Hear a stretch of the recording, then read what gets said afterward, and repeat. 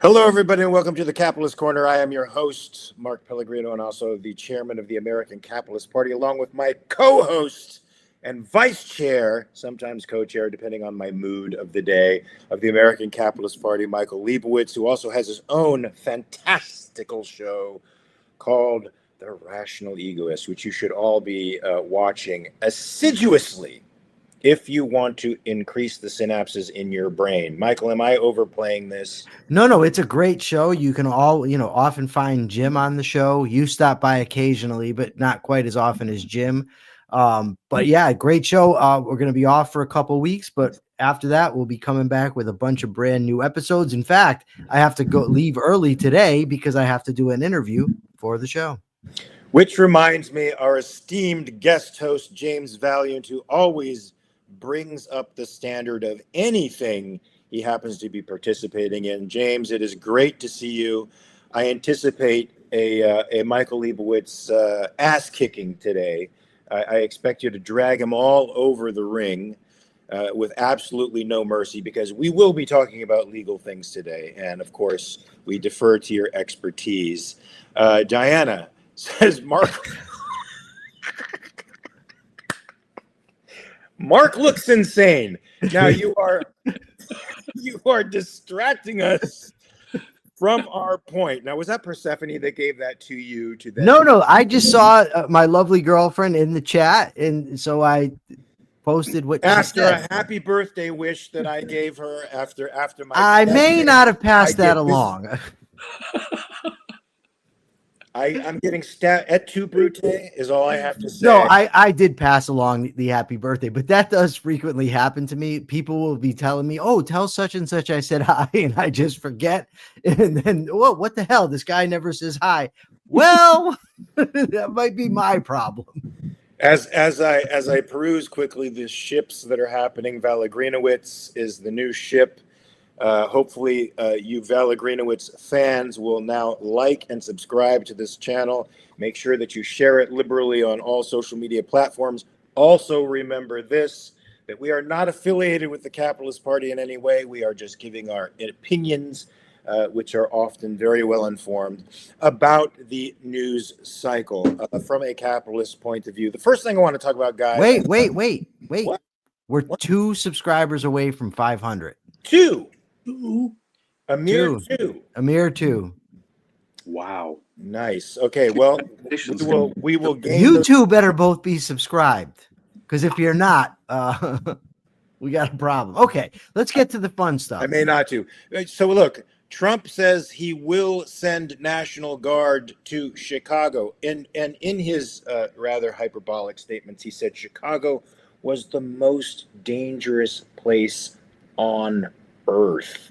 Now, of course, there were something like 50 shootings and a bunch of crimes that happened over Labor Day weekend. So that probably made the big news cycle in conservative news, probably prompting lots of people to think, wow, Chicago must be the most dangerous place on Earth. Of course, it isn't. I asked Grok even what the most dangerous city in America was. And do you know what came up for most crime metrics, what the most dangerous city in America was? San Diego. Because James Valliant's there? No. Guess. Just take a wild guess. Do you think Jackson, Mississippi? No. But you're not far. It's a city in a red state. I know because somebody else posted it. Yeah. Memphis, folks. Memphis, Tennessee is one of the most dangerous cities in the country. And you know what doesn't make the top 10, Michael? Chi-Town. Yeah, Chi-Town does not make the top 10 of most dangerous cities in America. And yet Trump says it's the most dangerous city in the world now. In the world. I'm assuming that also means Gaza City, more dangerous than Gaza City, I'm imagining. So he will try to send troops into Chicago. Now, there's going to be a lot of resistance against this, James. Now, he has only a certain amount of a window of opportunity in D.C. with respect to the troops, right? Before the legislature has to step in and either approve or disapprove this move. How can he now claim emergencies going on in Chicago that don't exist by any statistical standard that we know of? And what do you think the states can legally do to push back against this federal imposition? Well, it's already begun. We had a federal court of appeals just, what was it, yesterday or the day before, say that he did in LA was already a violation of federal law. The 1807 Insurrection Act, I believe, has been invoked dozens of times in civil rights cases, in union strike cases, after the Rodney King riots in LA, for example. Presidents have invoked this, Insurrection Act, saying, look, there's an insurrection going on, but you've got to either say there's an invasion or an insurrection for the federal government to say, no, you can't stop me. Otherwise, it needs the state and local government to say, yeah, please come in and help. They can do it, and even under the Posse Comitatus Act, passed after the Civil War, which dramatically limited the federal government's ability to engage in local law enforcement through the military, National Guard can be used in a, let's put it this way, support role. They can do investigations, they can provide intelligence, they can even be people sitting behind desks, warm bodies, to do things in a behind the scenes role. They cannot be active in law enforcement, investigation, making arrests, and so forth. That's simply a violation of the law. Now, law enforcement in general is a valid function of government. Unlike so many of the things we talk about on this channel, one of the things government ought to be doing is protecting us from criminals, protecting our property and our persons from force and violence. But we do have a federal system, a system that has worked pretty good for the last 250 years, where state and local governments are really the ones who enforce the law. Now, in recent decades, that has dramatically changed. And it's so funny because, it was the charge of the left to make government much more active in terms of law enforcement. There were times, of course, when it was perfectly okay by the left's lights to do this sort of thing. But yeah, is it a violation of law? Is it a violation of federalism? If he goes too far, it absolutely is. If he says, we're coming in, whatever the mayor of Chicago or the governor of Illinois says, he would have to come within, and his National Guard troops are under his command, as opposed to the governor's command, then he would have to invoke either invasion or insurrection as a legal justification for that, given the limited powers of the federal government. It's so funny, the right, Michael made this point the other day when it comes to strict interpretation of the Constitution. The right is not consistent about any of this. They talk state rights out of one side of their mouth, and then they talk, well, something must be done about Chicago out of the other side of their mouth. But connected to some of the stories that Michael sent us, the real cause of violence on American city streets, places like Chicago, the war on drugs. Other policies that government follows are, in my view, the major aggravants of crime. Now, is the problem also overstated dramatically and absurdly, as you point out? Trump is want to make absurd, over-the-top statements about the dangerousness of Chicago. As I say, during the course of my lifetime, if you step back and you pan back, crime went up in the 1960s and it sort of peaked out in the 70s. But then since then, over the last, say, 50 years, crime has been on a secular decline with a couple of blips along the way. And 2020, the COVID lockdowns was one of those blips. So it's not an emergency. It's not the end of the universe. We've had higher crime rates in places like Chicago and New York during my lifetime. I lived in New York City in the early 1980s. Whoa. I lived in Bed-Stuy, Brooklyn. Whoa. During the early 1980s. Whoa. I was only beaten up once on the street. I was being kind of foolish at 1 a.m. or whatever when I was out there alone. What are you doing walking around Bed-Stuy at 1 a.m? I lived in Bed-Stuy. At 1 a.m? Well, yeah, I was so active when I lived in New York City. I was constantly doing stuff. I can't say, because my wife and I were actually filming on the streets of Bed-Stuy at 2 a.m. outside a bodega that was open 24 hours. But by then it had been somewhat gentrified, but it was still sketchy as hell. Yeah, 40 plus years ago, it was much, much worse when it comes to crime. And so there's no perspective on this at all. Jim, Absolutely. weren't you a bit of a dick though? Isn't that what happened? Weren't you kind of a jerk to people, and that led to the beating up? Well, no, Michael. I was coming out of the subway. I'll tell the story. Since you solicited it, I must tell now the story. It was a previous night that I'd been coming out. The A train stopped on my block. I was right off Lafayette Square there, right? And Manhattan Bridge Extension, right? So the A train had a station. So I'd come up, turn the corner. It was 1 a.m. This guy walks up to me and asked me for $5. When you were asked for $5, you knew that was a robbery about to happen. This was not a homeless person soliciting. So I just sort of ignored him, walked up the steps of my brownstone. He followed me. Yo, yo, yo. He comes up. While I'm opening it, it's one of those alcoves. I open the first door and I turn around. His face was just about knee level with me. So boom, I kneed him in the face. He had to fall back. I came in, locked the inner door. Ha ha, I'm in here. Fast forward 3 nights later, 2 guys are coming this way. I turn around, 2 guys are coming this way. I look across the street, 2 guys are coming this way. And they just beat the tar out of me. One of them was the guy who that you kicked in the face. That I kneed in the face, who was about to engage in a sounded like he absolutely deserved it. And it seems to me this was like a poor homeless guy who wanted to buy a sandwich, and right. Jim went out of his way to abuse this guy. You're being unreasonable. No, you can't run around kicking people in the face. What do you mean I'm unreasonable? They're following you up your steps to your brownstone while you're trying to get into your house. That is you cannot just kick someone in the face under those circumstances. You cannot. Have a right to several days later to come back with their friends and beat. No, they do not. No, they do not. They should have called the police. Stephanie, this sounds like a blog. This sounds like this could be. But Jim, just to be clear, under the law, Jim, you cannot just kick somebody in the face because they're following you. No, but under those circumstances, you can. I acted in reasonable self-defense under existing law. Did the guy swing on you? The guy did not swing. He was following up to his house and was right there. He lived in an apartment building. You've seen brownstone steps, right? It's like it's a bit of a thing to go from the sidewalk up the brownstone steps to somebody's apartment. And he followed me. Okay. He followed me most. I find this utterly insane that the former criminal on the panel understands that you can't just assault people because they're following you. So what? I have to wait for him to assault me and rob me? Apparently, the law is that you can defend yourself if somebody is coming at you in a violent form. This guy's just saying, "Hey, man, I'm hungry. Can I get a 5?" No, he didn't say hungry at all. But we know he was hungry. Look at you're adding to the story now. You're adding all kinds of interpretation to the story to fit. I did add to the story, but nevertheless, you cannot. We're not recommending violence. Look, okay.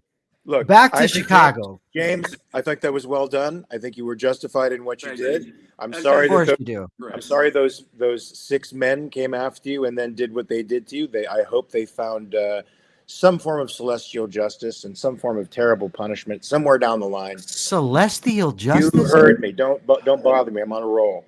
That's Diego not a roll. I lived in New York City most of my life. I don't need to wait for someone to swing on me to know when they mean trouble. This is true, man.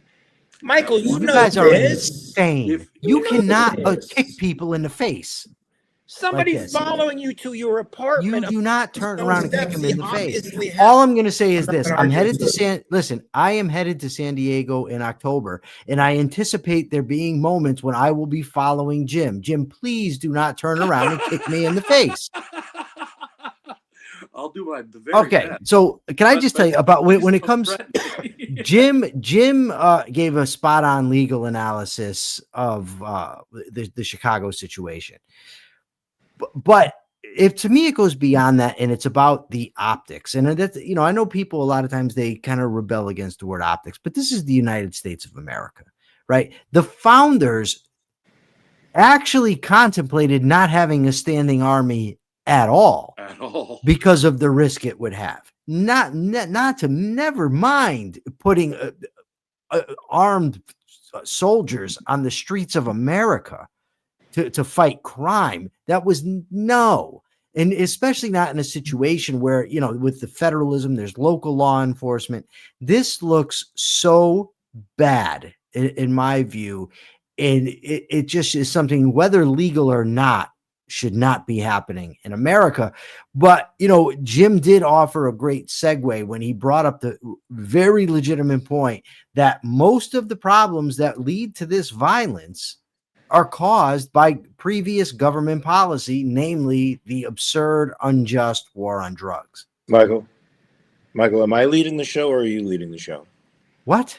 Am I leading the show or are you leading? I didn't realize the show had a leader. Yes, it does. Me. When did you get nominated? The show was my idea. How did you become the leader? I nominated myself. I came up with the Make name. Capitalist Corner great again. I nominated What'd you say? You came up with the name? To continue this discussion, so don't segue yet until I continue this discussion. I just said Jim provided a great segue. I didn't say we had to go. Okay, but that's the way it has How to. many times do you say we have a segue and I say, hold on a minute? We're bickering every time I have a segue. So look, Jim, one thing that is true. Now we all know now that it's hyperbole to say that Chicago is even the most dangerous town in the country, let alone the world. But there is some truth to Baltimore being the murder capital of the world at the moment. As I think, according to 2024 statistics, it's up there. It's like Baltimore, St. Louis, Baltimore, right? Which is one of the other places he wanted to send troops to. Now, does the fact that Baltimore now and St. Louis are these two murder capitals of the world, does this in any way change this relationship between the federal government and the states? No. And, local governments may be screwing up left and right, and I think they are. And I think a lot of local governments are not approaching crime the way I would. I could maybe reignite my debate with Liebowitz there over bail, because I definitely think that matters to safety on the streets. And they should do everything can. Should the local government be doing everything they can to enforce law, criminal law? Absolutely. Unfortunately, our criminal laws are far too many, far too complex, far too unwieldy, far too non-objective. But the over and above everything else, it's this bloody, goddamn war on drugs, which kills people. It's the laws that are killing people from fentanyl. And what is this new drug that they're talking about, this new opiate? It's the war on drugs. It's the laws that are killing people. It's the laws that are empowering and financing local gangs and international gangs. It is the law which is creating a whole wave of secondary crimes, theft, because they're already breaking the law. You've made the drugs so expensive. You put them into that context, and of course, you're going to have all kinds of spillover crime. I mean, half of the people incarcerated in America are incarcerated there because of drug laws. You could, in effect, without spending a dime, double the effectiveness of law enforcement overnight by legalizing drugs. Not to mention saving tens of thousands of young people's lives from overdoses. They call it poisoning because they don't know what they're taking. Now, if I don't know how much, even if I'm buying fentanyl on purpose, I need to know its purity, its quantity, and if there's something else snuck in there. Look, we would have the same rates of people dying from aspirin as we do today from fentanyl if the thing were legal. That is literally the difference. And the cost difference. Look at it. I can support a 1/4 gram a day habit of aspirin. For what? I can go into the pharmacy for just a few bucks and buy myself a month's supply of aspirin, which is about as chemically complex as most of these drugs. And so you could dramatically reduce, and I say most, these drive-by shootings. What are they doing? They're protecting the local gang territories. I don't know a lot of unemployed teenagers who can afford $1,000 guns if it weren't for the profits from the black market in drugs. It's not the drugs that are killing people. It's the laws that are killing people. People don't know what's in the drug. People don't know if it's laced with something. They don't know the quantity. They don't know the quality, even when they're buying it on purpose. So what's killing people is the law. And it's sort of axiomatic. Conservatives won't even open up the hood to look underneath to see what's really causing it. They won't even question this. So, you've got the ship that Trump just blasted. Okay, these people were, let's say, assume that they were all international drug traffickers. Let's assume they were violating the law. I really don't have a constitutional argument against what he did. It's a violation of U.S. law. The law appears to be constitutional. Now, let me think about that. No, federal drug laws are not constitutional. They simply aren't.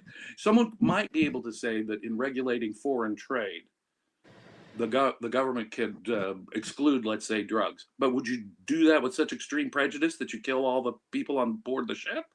But Yeah, so I wanted to talk about that, guys. So instead of acknowledging that the drug laws are the problem, Trump has doubled down on the just say no to drugs to now let's militarize, let's use the American military to fight the drug cartels.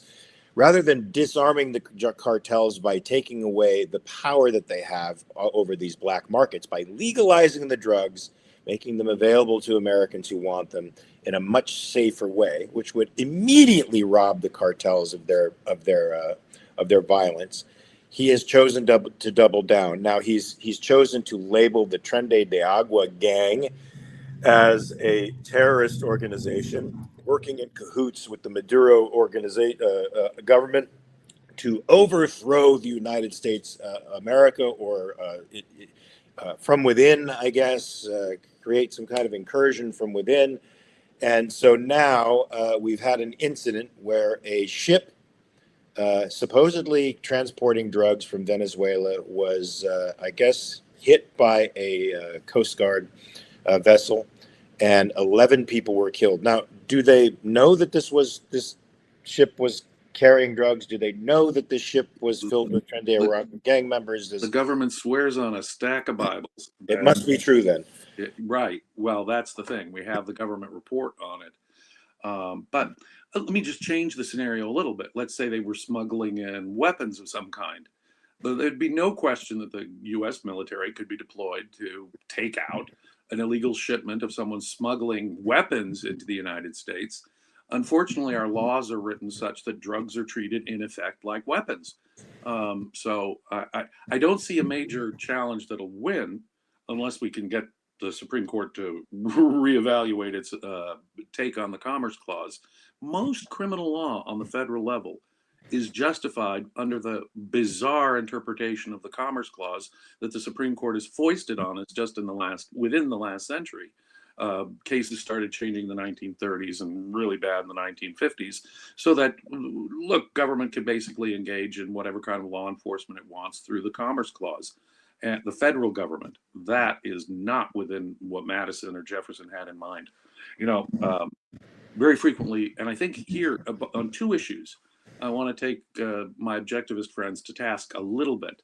They will often say states' rights are irrelevant. And I agree, states' rights are probably a misidentification. But federalism, state jurisdiction versus federal jurisdiction, is an important issue and a constitutional issue that very frequently some of my objectivist friends don't appreciate. Another thing is the war on drugs. Many of my objectivist friends won't make the big deal about it that I make about the war on drugs. I mean, despite the deaths of millions of people that have to be attributed to this bloody war on drugs, despite my own, I'm informed by being a DA and seeing up front the law enforcement consequences of these absurd laws. But a lot of times the objectivists will say, look, I don't think it's a good thing to do drugs. As an objectivist, I'm for rationality. And I think drugs are, people who get addicted to drugs have done something immoral. Okay, I get all that. On the other hand, the actual impact is because of a rights violation. Even if the person is acting self-destructively, immorally, from an objectivist standpoint, the law itself is causing far more harm. Far more harm. I have the capacity to destroy and kill myself. The law has the capacity to kill thousands of people at a time, and it routinely does. James, we are getting an outcry from the audience because there's been a pinned comment here for I don't know, probably the last 10 minutes that we have not acknowledged, and people are starting to get their panties in a wad. So it's time that we acknowledge it by way of celebration. Thank you, Kat. We have hit 500 subscribers. Yay! Thank you guys for subscribing. Remember to hit the like and subscribe button again multiple times. Get your friends to do it, and then share this on multiple social media platforms so the ideas of rational egoism go out there into the world and take over from the evil influences of altruism. That's what we're trying to do here. Michael, did you have something to add? You wanted to say something before? I did. I'm just very happy. I'm so pleased about what's occurred, because not only did we hit 500 subscribers, but the entire audience got to empathize with me and what I go through with the two of you. The whole audience just saw it, and I'm just very, very, very grateful for that. But Jim actually made, I thought, a very good point, to be honest with you, about Greg Doherty said this, and Ayn Rand, I believe, wrote this too. Let me put it up here. That there is no such thing as states' rights. Only individuals have rights. Governments do not have rights, neither do geographic areas. And now I think that there's a conflation here between two things. Can you leave that up there, Michael? Sure. Thank you. I think there's a conflation going on, and I think that perhaps Ayn Rand made it too. I believe that the article is in the references in Man's Rights and the Virtue of Selfishness and Capitalism and an Ideal. If we are doing an analysis objectively in looking at reality, we will never discover a concept called states' rights or government rights. We will only come to the conclusion that human beings naturally have individual rights. That is accurate. However, the United States Constitution and the Federalist scheme does give states the right to legislate certain things. It doesn't mean that states are imbued naturally with rights, but the constitutional scheme does allow, whether we like it or not, in some cases, especially pre-14th Amendment, the states were allowed to do a lot of things. They had the right to do things that would be downright in violation of individual rights. So that's just to piggyback on Jim's point about jurisdiction. And I think you were right, Jim. And Rand was correct to kind of make that observation, because conservatives were talking more than just jurisdiction.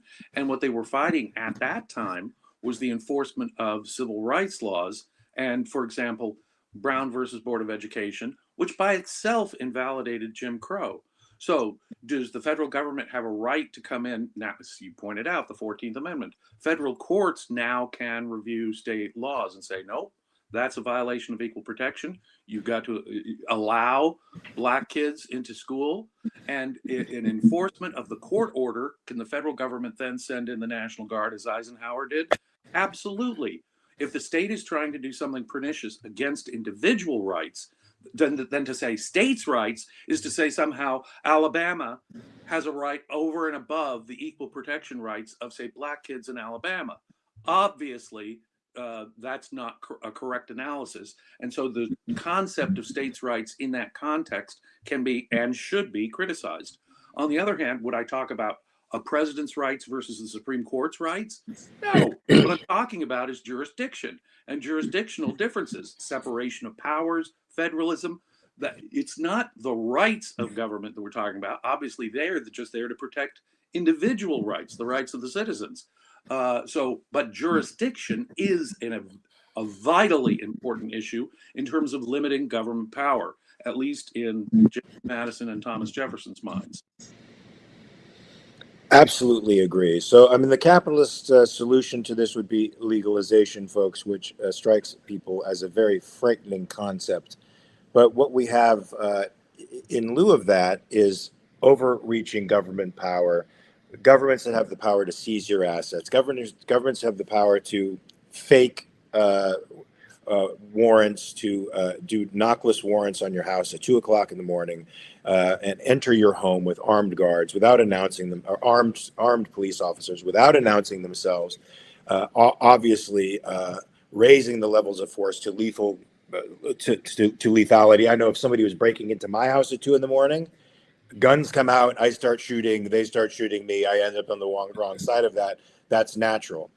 What is this? What is this? A moral or I just want to put it up there so I can remember it. But go ahead and just complete your thought. So yeah, this article in Reason that you sent me talks about some of the injustices of the war on drugs, folks, and how it's created a far more dangerous, not only environment with respect to what law enforcement can do with respect to force against you, but it's creating a culture of corruption within the police community itself. Many of these people are lying to get warrants. Many of these people, in order to pad their arrest records, are doing things that are incredibly immoral, and innocent people have been falling into the nets of some of these folks and some of this overreach. And there's two or three stories, or three stories that are highlighted in this Reason magazine that I wanted to talk about. But Michael, I wanted you to, before you forget your point, talk about your point. So Christopher Smith asked far back in the chat, what is the definition of rights as opposed to individual rights? And then he posted this, and he is exactly correct, that a right is a moral entitlement. That's in the sense of discoverable natural rights that all human beings have, just by virtue of being rational entities, right? With the capacity for rationality. A legal entitlement just means that some legislature somewhere has granted the government the authority to do something. That is also, it's what happens here is it's a different use of the word right. It's like the term sanction, for instance. The term sanction can both be used as to mean a punishment or a grant of not permission, is like approval, right? So the term right also has different definitions and different meanings depending on the context. So when you say states' rights, what we're saying is that they're legally entitled, the state legislature, the executive, whatever, are legally entitled to make decisions or have jurisdiction over a given problem or a person or a subject matter. But the moral right, when we're talking about individual rights, really what we're talking about are moral entitlements. So Christopher Smith, thank you for posting the definitions up there. Appreciate it. So everybody knows about, excuse me, I have to save my dog. Michael, can you talk about the article? Can you talk about Breonna Taylor? Which article? We're talking about the Reason article and the raids that... you start off saying I have 3 articles and then say, Michael, can you talk about the article? I had one article with 3 examples in the article, but my dog is doing... I got you. Go rescue Frankie. That is obviously more important. Okay. Now I got to find the article, though, because I sent you guys a lot of articles. I'm very busy when I get up in the morning. This is what he's doing. He's going into the corner of the couch with no purpose. Well, you say he has no purpose, but let's be fair. We don't really know what purposes Frank might have. I do. Okay. So do you want to do this now, or do you want me to do this? Go ahead, because I'll okay. It's all about botched drug raids. So this woman, there was a raid in a house. Where the hell was it? I got to see, because there was 3 that you. I want to say it's in Georgia. It was in Georgia. It's a small town in It's a small town in northeastern Georgia, and there was a raid based on one of the occupants' son had sold $50 worth of drugs allegedly sold $50 worth of drugs to an informant. So they came into the house, the raiders, and they threw a flash grenade. And evidently it went into the crib and badly and permanently injured a toddler, or an infant, a baby, permanently. And there are these no-knock warrants, and Jim, of course, can talk more about this than what I can, but it starts with a war on drugs. Right. And then it turns into, well, we've seen this guy picking up packages here, or we think this guy might be there. So they end up raiding the house. So now, if that's not bad enough, they throw a flash grenade so that they can disconcert everybody. The flash grenade harms the kid. Initially, they say, no, the kid's fine. So they lie about that. They end up finding no drugs at all in the house. There were lies about there being guns in the house. That turned out to not be an accurate thing. Well, yeah, that's right. So the bottom line is, and Jim is really going to be able to get into this, the war on drugs, human beings, we all operate based on incentives, right? So when you outlaw drugs, you create the incentive to arrest people for possessing them or for selling them.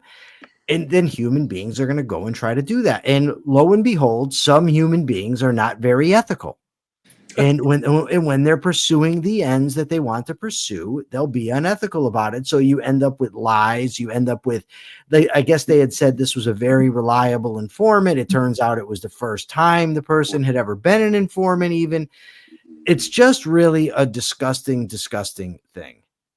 Well, most people aren't familiar with the Fourth Amendment to the U.S. Constitution, except in a very vague way. But what it says is the right of the people to be secure in their persons, papers, houses, and effects from unreasonable searches and seizures shall not be violated, and no warrants shall issue but upon probable cause, specifying, affirmed by an oath, so we can hold the person who's making the claim responsible.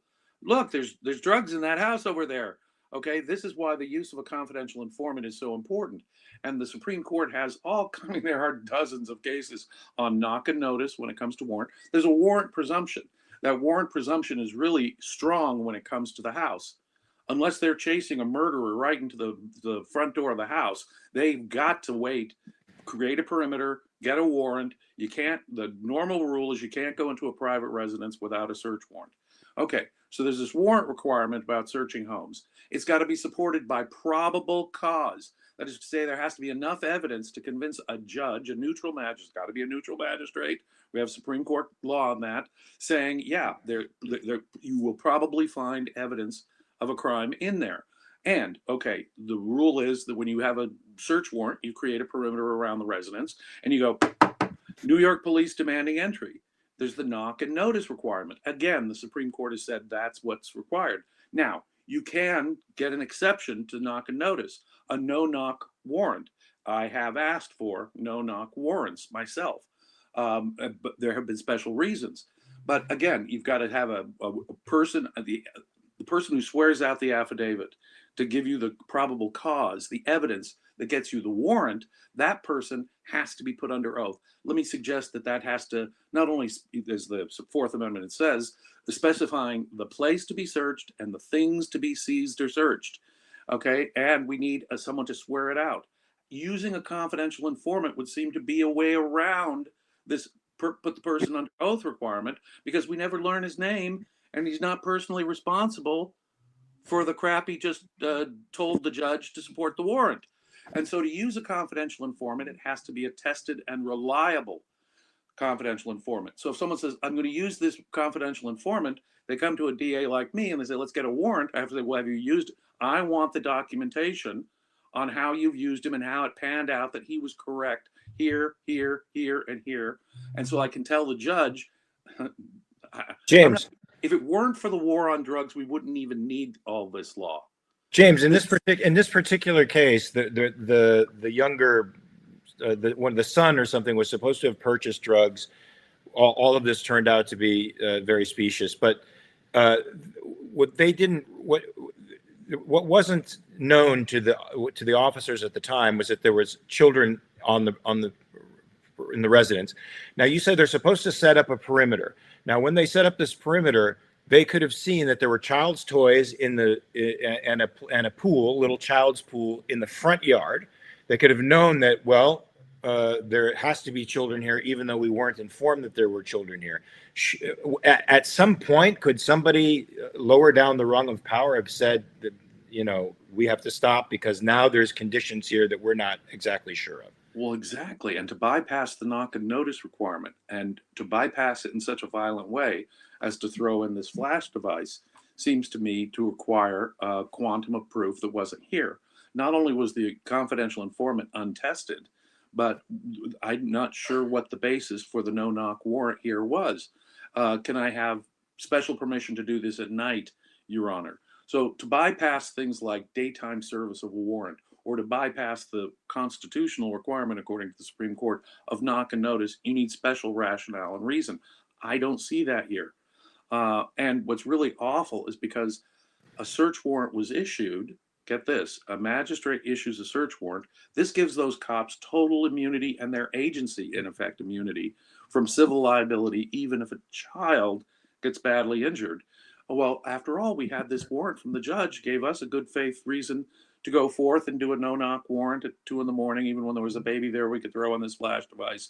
And even that procedure was bad because apparently you're supposed to illuminate the room before you actually throw the flashbang in. So it was blindly thrown in and landed in this kid's crib next to his face and basically terribly burned him and deformed him for life. He's going to have surgeries for the rest of his life because of what these people did. So it was a failure not only on the part of the corrupt police officers who were trying to get a bust, right, but also a failure of procedure on the ground with people who were not following procedure the way they should have. This is why we have strict rules keeping government at bay, folks. But I'm telling you, something like 90% of the bad Fourth Amendment search and seizure law is a direct result of this war on drugs. When you make the simple possession or use of a substance a crime, then what you're doing is you're inviting, in effect, invasive searches. You're encouraging searches that should never have happened. You know, when we're doing a search warrant on a house where we think there might be a dead body or a murder weapon, right? It is a totally different scenario than, wait, he could be flushing the drugs down the toilet. Okay? And it is that kind of fear of the destruction of evidence that has caused all these rules that bypass these normal safeguards. If you've created a perimeter, no one's going anywhere. You're safe.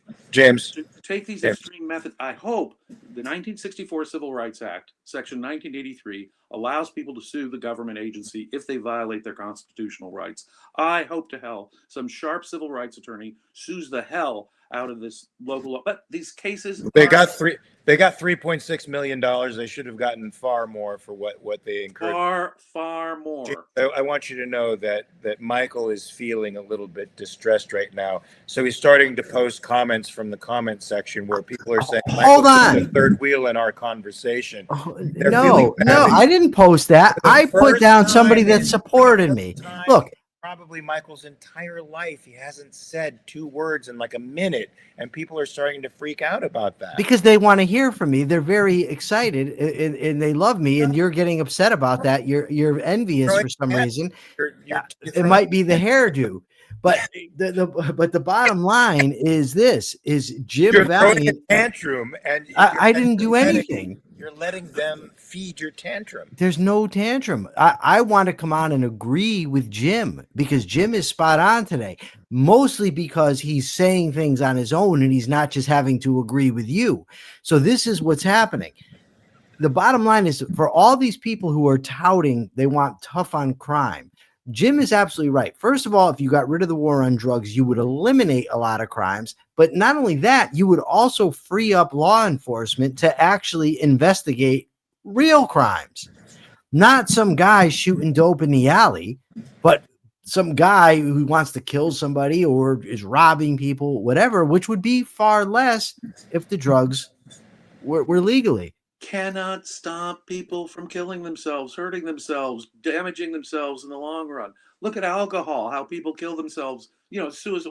How does Leonard Peacock put it? Suicide on the installment plan to become an alcoholic. Of course it is, or a drug addict. Of course it is. Nothing could be more self-destructive. You can't stop people from destroying themselves. You're never going to be able to. Look, does our war on drugs really stop anyone who really wants to get drugs from getting drugs? I got to tell you, you know what? You say that, Jim, but there were many, many times in my life where I wanted to get high. And I said, wait a second. The federal government does not want me to do this, so I'm going to refrain. Much like, listen, and I'm telling you, I did not have a license to buy firearms. And I knew the government did not want me to have firearms, so I never was able to get one because nobody out there is selling guns to criminals. It just doesn't happen. Well, folks, you heard it here. The Capitalist Party is not naive. The Capitalist Party understands that when there is a market for something people want, you cannot ban it. What you can do by banning it is contribute violence to the exchange. You make the exchange far more violent, and you give the government more power than they deserve. This would not happen in a capitalist society where you have the constitutional right to defend yourself, out of the Second Amendment, and where you have a constitutional right to your life and your property and to dispose of those as you see fit. The government cannot interfere with this. We had a historical object lesson that could not be more clear: the prohibition of alcohol. Crime had been going down in America until prohibition, steadily declining crime rate. We pass prohibition, make alcohol illegal. What happens? Al Capone gets really rich, and organized crime gets really powerful, and they start corrupting local governments. And then suddenly people say, well, we need a federal response to this. And so suddenly we have G-Men and Elliot Ness, and the FBI comes into existence. All of that happened in the 1930s precisely because of prohibition and the secondary effects on crime from trying to ban alcohol. Now, we learned that trying to prohibit alcohol exacerbated crime, helped criminals, made alcohol deadly, bathtub gin deadly to the users of alcohol. It empowered people like Al Capone. It corrupted our politics from law enforcement all the way. There's a wonderful scene in The Godfather, right? There's that great old actor who's playing the cop in Brooklyn who's working with organized crime. McCluskey. Yeah, I'm telling you, the fact of the matter is that most of the corruption of local law enforcement is a direct result of the money involved in the war on drugs. Where do you think the corruption comes from? It's when law enforcement is doing something they ought not to be doing. And just as with alcohol, so with drugs. And so, again, the war on drugs actually was, in my view, one of the main reasons why we had a upsurge in crime in the 60s and 70s. Part of it, the right will say, well, there were all these new liberal rules coming from the Supreme Court on the Fourth Amendment, for example, or the Fifth Amendment, for example, the Miranda case and all that. There were new technical requirements that the federal government were finally, through the 14th Amendment, imposing on state and local governments, which should have happened back in the 19th century, frankly, under the Privileges and Immunities Clause. But it wasn't until the 1960s that the federal courts finally said we have authority. But that was a minor blip. We could still turn crime around, and history has shown this. Even with these new Supreme Court rules, we could turn crime around at a subsequent point because we addressed crime differently. But believe me, it's the war on drugs that is the real culprit behind crime in America today. As a former prosecutor, if there's a single thing I could do to affect criminal justice in this country, it would be legalize drugs. That would have by far the most dramatic effect in reducing crime. On that note, folks, I think we all have to actually have an early departing today. I have to go to the set. Michael's got to do his things. James Valliant is needed for many important and sundry things over there in San Diego. You just made that up. And I think that should be our capitalist thought of the day. If the war on drugs would cease to exist, if these drugs were legalized, so much of the corruption and so much of the violations of rights would go away.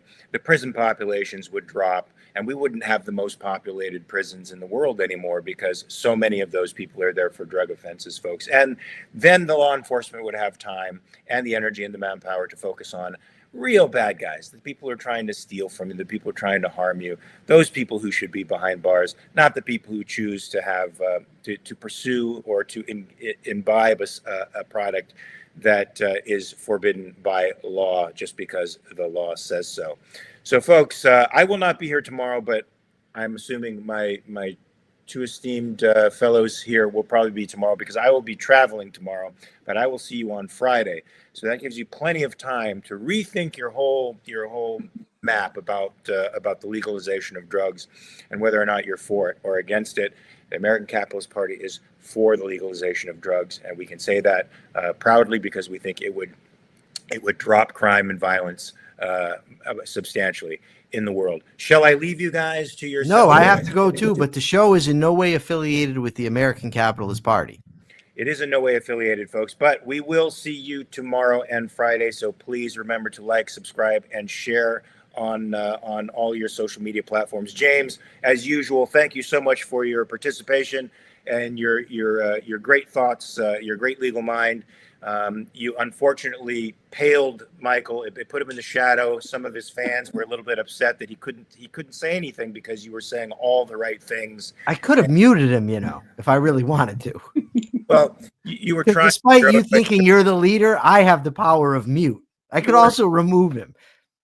But thank you, audience, very much for helping us reach the 500 subscriber milestone. That Congratulations, is great. guys. That's true. Thank you. Thank you, Jim. guys. See you tomorrow. Peace, guys. Mark, get to work. Right on.